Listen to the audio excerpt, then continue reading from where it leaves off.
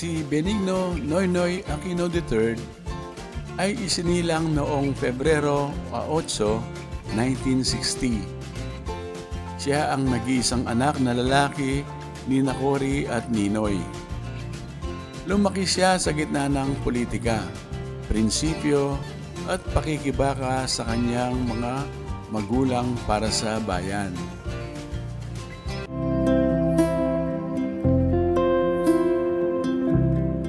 Sa kabataan niya, naranasan ni Noynoy ang hirap na dulot ng batas militar at ng pagkakakulong ng kanyang ama. Naging saksi siya sa sakripisyo ng pamilya nila mula sa pagkakakulong ni Ninoy hanggang sa pagpaslang nito. Naging bahagi rin siya sa pag-angat ng kanyang inang si Cory sa pagkapangulo. Bago siya naging pangulo, nagsilbi muna siyang kongresista at senador. Sa mga posisyong ito, nakatuon siya sa mga panukalang batas na may kinalaman sa mabuting pamamahala, transparency at pag-aayos ng pampublikong serbisyo.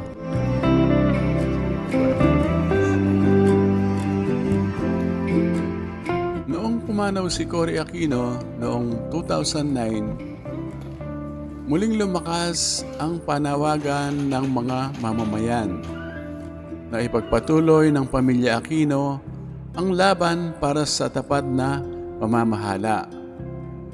Dito pumasok ang panawagan kay Noynoy na tumakbo sa pagkapangulo.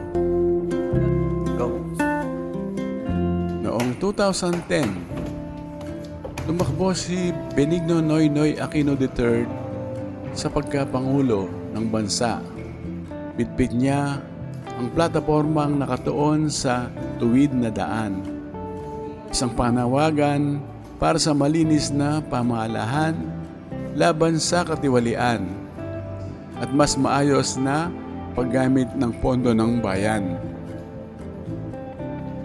Nanalo siya sa halalan at nanungkulan bilang ika-15 Pangulo ng Republika ng Pilipinas mula 2010 hanggang 2016. Sa kanyang termino, binigyang diin ni Pangulong Aquino ang pag-angat ng ekonomiya, pagpapabuti ng credit rating ng Pilipinas, at pagtuon sa infrastruktura at serbisyong panlipunan tulad ng edukasyon at kalusugan. Isa sa mga naging tampok na programa ng kanyang administrasyon ang pagpapalakas ng Conditional Cash Transfer Program para sa mahihirap na pamilya at mga reforma para sa mas maayos na pamamahala ng pondo ng bayan.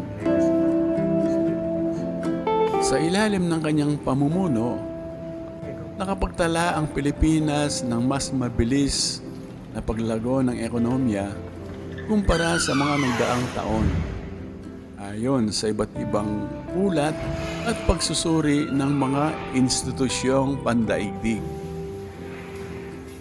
Ganun pa man, tulad ng ibang administrasyon, hinarap din niya ang maraming kritisismo at kontrobersya sa mga isyu ng pamamahala, kalamidad, at mga pangyayaring pambansa.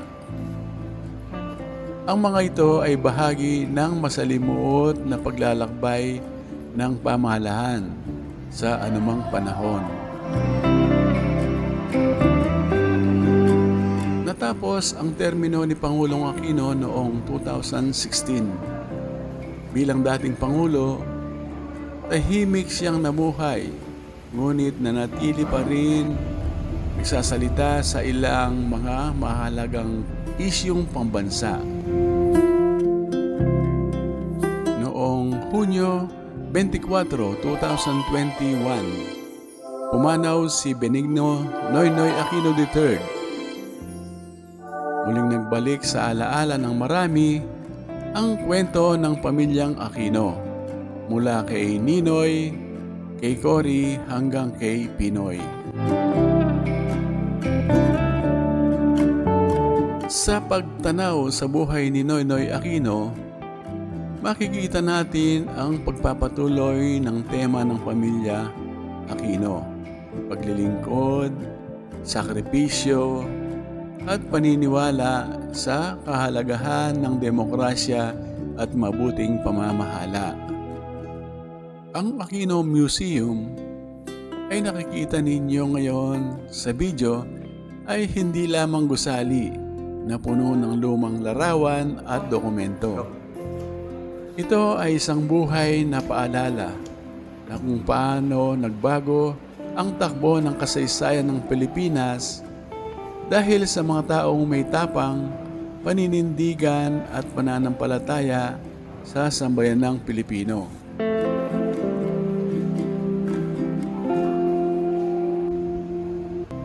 Sa paglalakad sa mga pasilyo ng museyong ito, hindi lang natin inaalala ang nakaraan.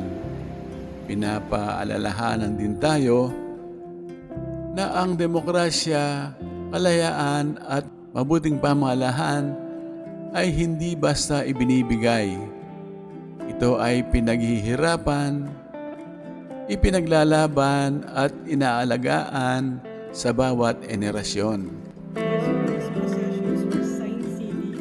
Naway magsilbi ang kwento ni Ninoy, Cory at Noynoy Aquino bilang paanyaya sa ating lahat na maging mas mulat, mas responsable at mas mapagmalasakit na mamamayan ng ating bansa.